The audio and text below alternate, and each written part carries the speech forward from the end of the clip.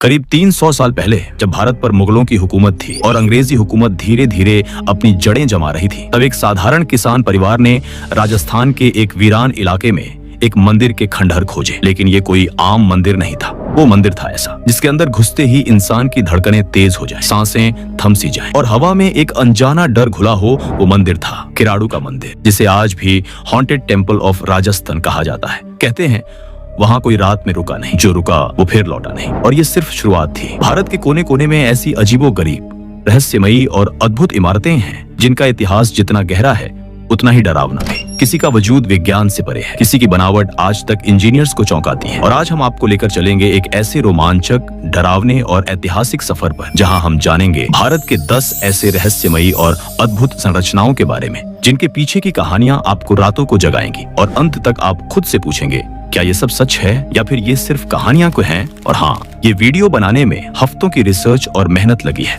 तो अगर आपको 143 हिस्ट्री 2.0 का यह प्रयास पसंद आए तो अभी सब्सक्राइब करिए, ताकि हम ऐसे और रहस्य आपके सामने ला सकें। आइए शुरू करते हैं। नंबर 1, किराड़ू मंदिर। राजस्थान थार के रेगिस्तान में जब सूरज डूबता है तो रेत की हर लहर एक कहानी कहती है, और उन्हीं कहानियों में से एक नाम बार बार गूंजता है, किराड़ू। राजस्थान का एक छोटा सा गाँव जहां आज शायद ही कोई रुकना चाहे, क्योंकि यहाँ का एक मंदिर अपने स्थापत्य से ज्यादा अपनी खामोशियों के लिए जाना जाता है। ये मंदिर इतना प्राचीन है कि जब दिल्ली में मुगल साम्राज्य खड़ा भी नहीं हुआ था, तब ये विशाल पत्थरों से बना मंदिर राजपूताना की रेखाओं पर खड़ा था। इतिहास बताता है कि 11वीं से 12वीं शताब्दी के बीच ये जगह एक बड़ा सांस्कृतिक और धार्मिक केंद्र थी।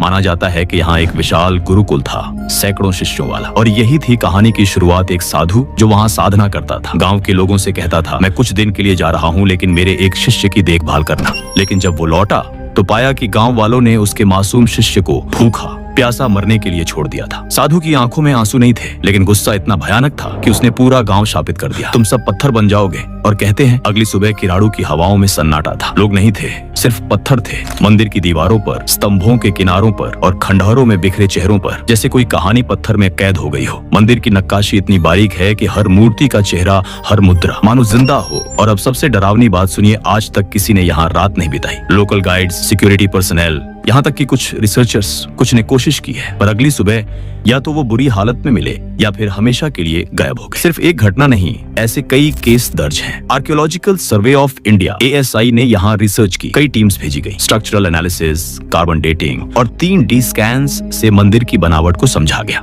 लेकिन किसी रिपोर्ट में क्लियर साइंटिफिक एक्सप्लेनेशन नहीं मिला। और हाँ, मंदिर में कार्व्ड फिगर्स इतनी परफेक्शन से बने हैं कि आज की तकनीक से रेप्लिकेट करना मुश्किल है। पत्थर की सतह जैसे लेजर से कटी हो, दीवारों पर छायाएं जो सूरज की हर दिशा के साथ बदलती है, जैसे किसी एंशिएंट सोलर कैलकुलेटर का हिस्सा हो। लेकिन जब मंदिर इतना एडवांस्ड है तो इसके साथ इतना डर क्यों जुड़ा है? कहते हैं रात के वक्त यहाँ से चमकती रोशनी, फुसफुसाहटें और कभी कभी मंदिर की घंटियों की आवाज आती है खुद ब खुद। आज भी सरकार ने यहाँ सूर्यास्त के बाद किसी के रुकने पर प्रतिबंध लगाया है। लोकल विलेजर्स भी मानते हैं कि ये जमीन शापित है। तो सवाल ये है, क्या किराड़ू मंदिर वाकई किसी शाप का परिणाम है, या फिर ये एक भूले बिसरे काल का एडवांस्ड विज्ञान है जिसे हम समझ नहीं पाए हैं? जवाब शायद उन्हीं पत्थरों में कैद है। नंबर 2, ज्वालामुखी देवी मंदिर। ये है हिमाचल प्रदेश में स्थित ज्वालामुखी देवी मंदिर की सच्चाई। भारत में हजारों मंदिर हैं, लेकिन यह मंदिर ऐसा है जहां देवी स्वयं ज्वाला रूप में प्रकट होती है, बिना किसी पंडित के हाथ जलाए,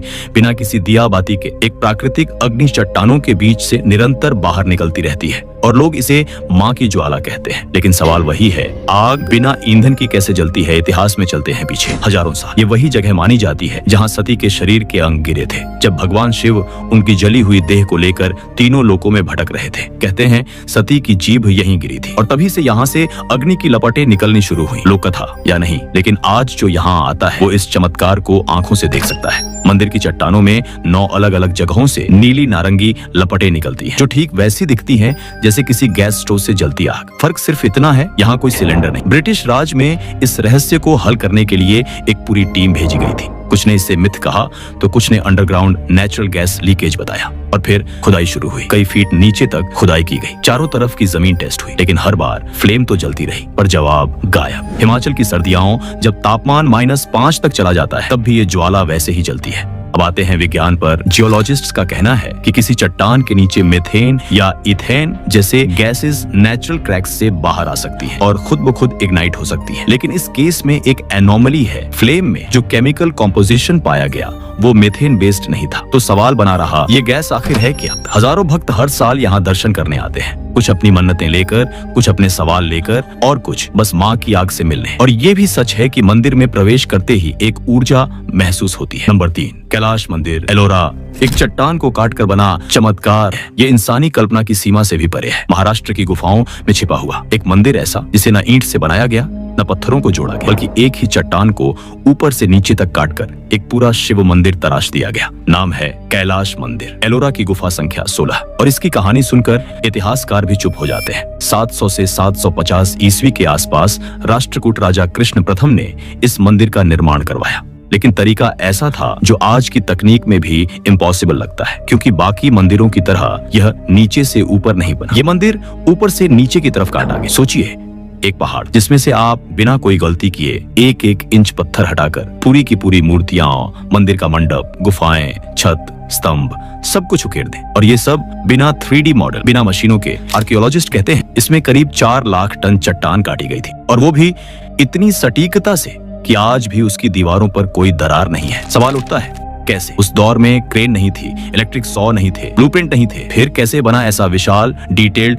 3D नेगेटिव स्कल्पचर जो 1300 साल बाद भी इंटैक्ट खड़ा है? मंदिर के भीतर जाएंगे तो हर तरफ कहानी मिलेगी। रामायण, महाभारत, रावण का कैलाश उठाना, विष्णु के दशावतार, शिव पार्वती विवाह, एक एक स्कल्पचर जैसे पत्थर में प्राण डाल दिए। इतिहासकारों की माने तो अगर रोज 100 कारीगर भी काम करते तो भी इसे बनाने में लगभग 150 से 200 साल लगते। लेकिन असल में ये मंदिर मात्र 18 साल में तैयार हो गया।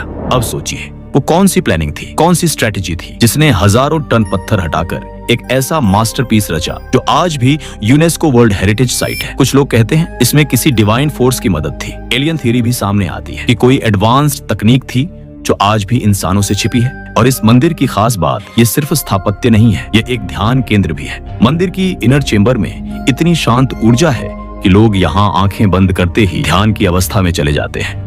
कैलाश मंदिर सिर्फ पत्थर नहीं है, ये भारत के इतिहास, उसकी कला और उसकी श्रद्धा का एक जीवित प्रमाण है। नंबर 4, तालाकड़।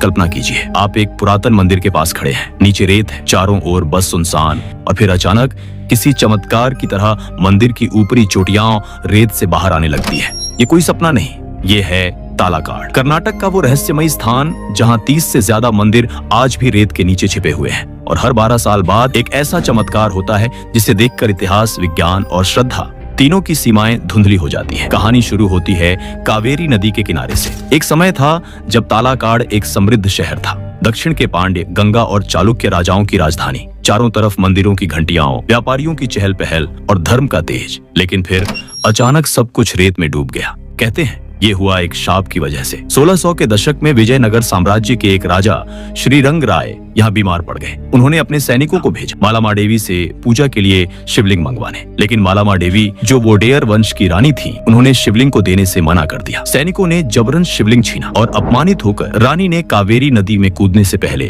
3 शाप दिए। 1 तालाकाड़ रेत में डूब जाएगा, 2 मालंगी गांव बंजारा हो जाएगा, 3 मैसूर वोडेयर्स को कभी संतान सुख नहीं मिलेगा। और उसके बाद धीरे धीरे कावेरी ने रुख बदला और रेत ने पूरे शहर को निगल लिया। हर 12 साल में जब यहाँ का पवित्र पंचलिंग दर्शन होता है तो अचानक रेत खुद हटने लगती है। एक एक मंदिर की छतें, मूर्तियां, गर्भगृह बाहर आने लगते हैं। लेकिन जैसे ही त्योहार समाप्त होता है फिर से सब कुछ रेत के नीचे गायब। वैज्ञानिकों ने कई बार यहाँ खुदाई की। पाया गया कि तालाकाड़ की रेत आसपास के इलाकों से बिल्कुल अलग है। कुछ थ्योरीज कहती हैं ये रेत शायद कावेरी के बेंड से मोड़ खाने पर जमा हुई। कुछ का मानना है कावेरी के नीचे कोई अंडरग्राउंड फॉल्ट है जिससे रेत बहकर तालाकाड़ में फंस जाती है। लेकिन कोई भी थ्योरी इस बात का जवाब नहीं दे पाई कि रेत हर बार 12 साल में ही क्यों हटती है और क्यों खुद ही मंदिरों को ढक देती है। आज भी जब यहाँ लोग आते हैं तो वो रेत को छूते हुए शाप, श्रद्धा और विज्ञान तीनों की मौजूदगी महसूस करते हैं। नंबर 5, शिवपुर का भूल भुलैया मंदिर, उत्तर प्रदेश। सोचिए, आप एक मंदिर में घुसते हैं, सामने कुछ सीढ़ियां हैं, बाईं ओर एक अंधेरी गली, दाईं तरफ पत्थर की मूर्तियां। आप धीरे धीरे आगे बढ़ते हैं, लेकिन हर मोड़ के साथ रास्ता और अजीब होता जाता है और फिर आपको समझ ही नहीं आता कहां से आए थे और कहां जा रहे हैं।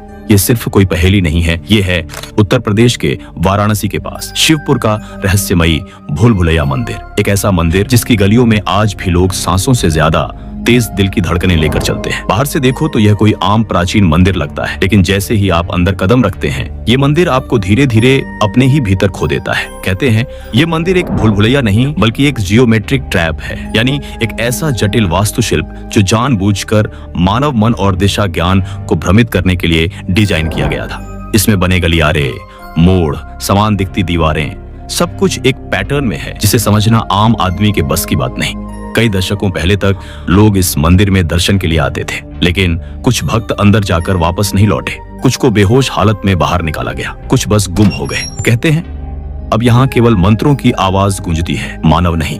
लोक कथाएं बताती हैं कि ये मंदिर 400 से 500 साल पुराना है और इसे किसी सिद्ध योगी या तांत्रिक ने बनवाया था, आध्यात्मिक साधना और शक्तियों की रक्षा के लिए। वो इसे साधारण लोगों से छिपाना चाहते थे और इसलिए मंदिर को इस तरह डिजाइन किया गया कि जो बिना अनुमति, बिना तपस्या आए वो खुद ही रास्ता भूल जाए। एक लोक मान्यता यह भी है कि मंदिर के नीचे एक गुप्त सुरंग है जो वाराणसी, प्रयागराज और मिर्जापुर तक जाती है। ब्रिटिश इरा में कुछ अफसरों ने इस जगह की जांच भी की थी, लेकिन एक के बाद एक वो अफसर भी या तो बीमार पड़े या मानसिक तौर पर विचलित हो गए और तभी से यहाँ किसी तरह की खुदाई पर रोक है। लेकिन जो बात सबसे ज्यादा चौंकाती है वो ये कि आज भी इस मंदिर से हर रोज शाम के समय शंख, मंत्र और घंटियों की आवाज आती है।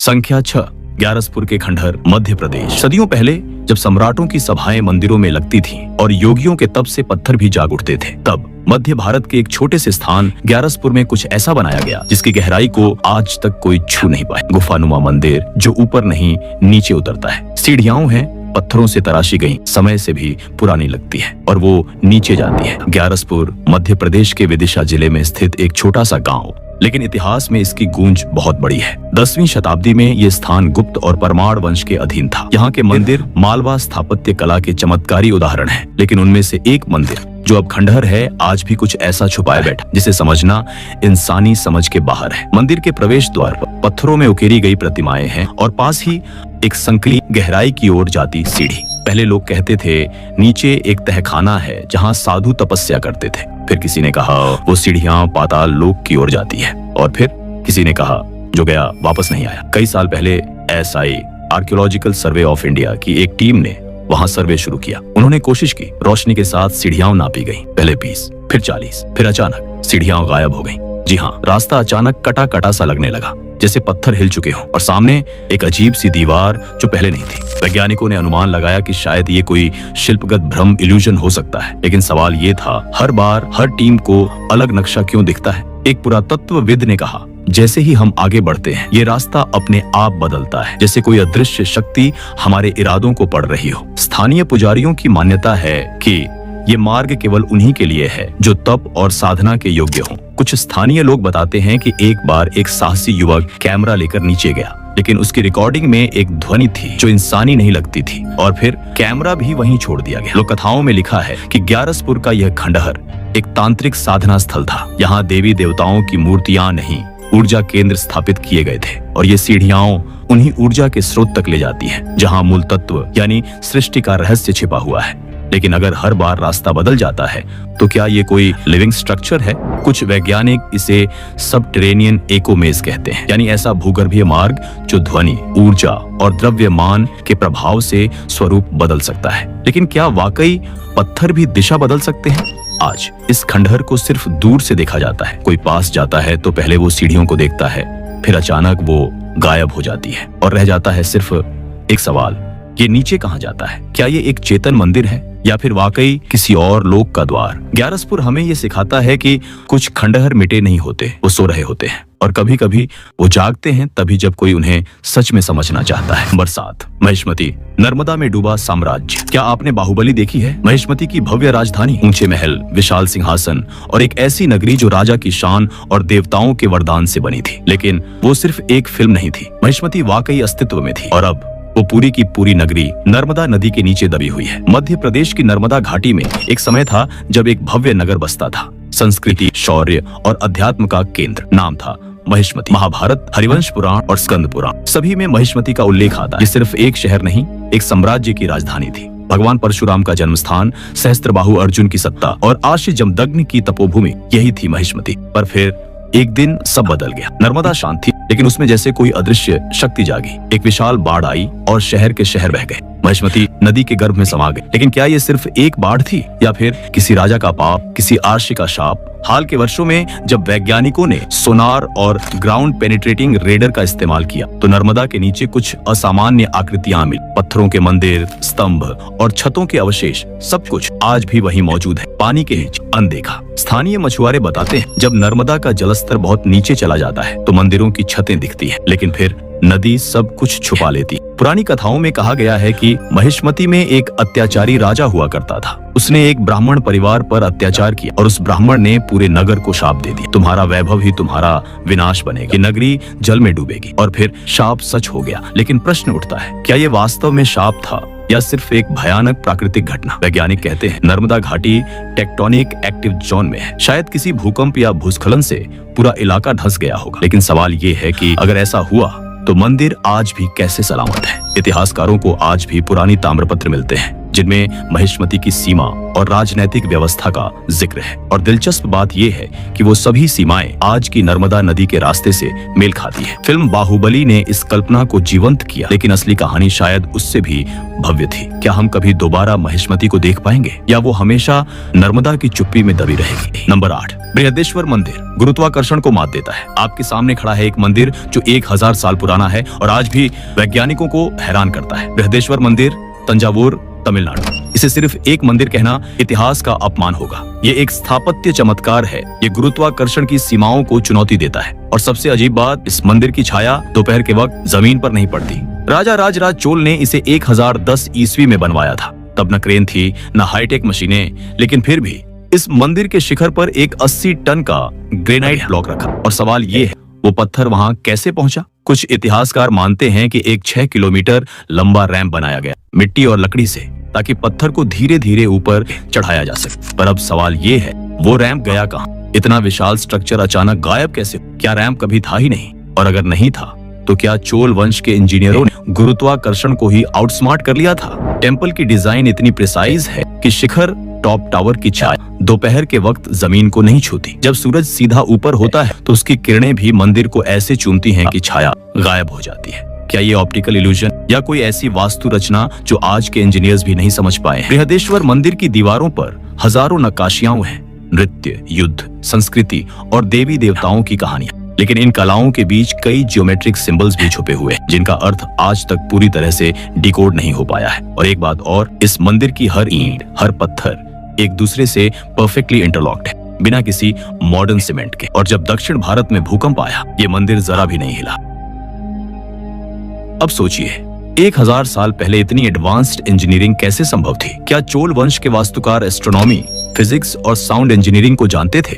या फिर ये सब सिर्फ इंसानी नहीं, कुछ दैवीय प्रेरणा का परिणाम था? कई लोग कहते हैं ये सिर्फ मंदिर नहीं, एक कोड है, एक नॉलेज सिस्टम जिसे सिर्फ समझने वाले ही डिकोड कर सकते हैं। शायद इसलिए यूनेस्को ने इसे वर्ल्ड हेरिटेज साइट घोषित किया, क्योंकि ये सिर्फ पत्थरों का ढांचा नहीं, ये ज्ञान, आस्था और गणना का संगम है। और जब आप इसके प्रांगण में खड़े होते हैं तो कुछ अजीब सा महसूस होता है, एक एनर्जी जो आपको देख रही है। शायद ये पत्थर चुप नहीं है, ये इतिहास की आवाजें हैं। बृहदेश्वर हमें सिखाता है भविष्य को समझने के लिए अतीत की गहराई में उतरना जरूरी है। और जो सभ्यता 1000 साल पहले इतने प्रिसाइज स्ट्रक्चर बना सकती थी, वो शायद हमसे कहीं ज्यादा इवॉल्व थी। तो अगली बार जब आप दक्षिण भारत जाए और बृहदेश्वर मंदिर के सामने खड़े हों, बस दोपहर के समय छाया ढूंढिए और याद रखिए, जो दिखता है वो हमेशा सच नहीं होता, और जो नहीं दिखता उसमें अक्सर सबसे बड़ा रहस्य छुपा होता है। नंबर 9, जंतर मंत्र, रहस्य और खगोलीय चमत्कार। जंतर मंत्र को आपने एक पर्यटक स्थल की तरह देखा होगा,